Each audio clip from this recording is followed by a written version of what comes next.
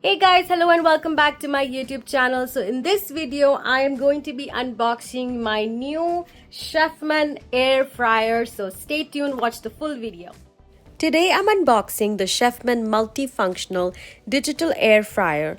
I'll also show you how it works by making crispy potato wedges at the end. So if you're thinking of buying this air fryer or you love kitchen gadgets, keep watching.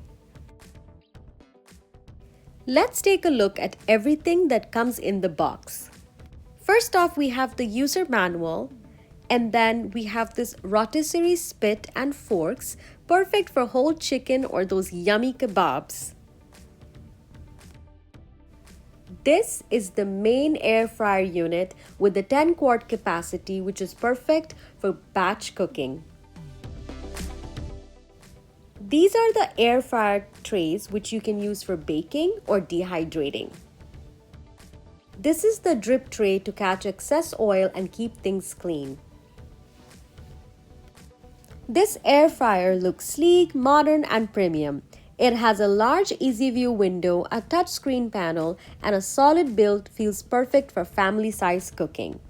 This air fryer works as an air fryer, rotisserie, convection oven, and a dehydrator all in one. It has 17 touchscreen presets for frying, roasting, baking, and more. Plus, there's an auto shut-off for safety. Everything feels well made and thoughtfully designed.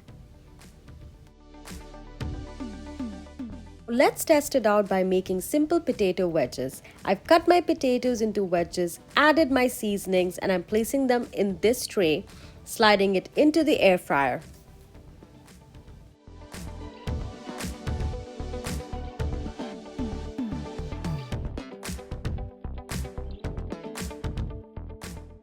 I'm selecting the air fry preset for fries, setting the temperature to 400°F for about 18 minutes. I love the fact that I can keep an eye on the progress by this see-through window. 6 more minutes to go, and take a look at this drip pan collecting everything down there. And the moment of truth. And here is the result. Crispy on the outside, soft on the inside, and cooked evenly.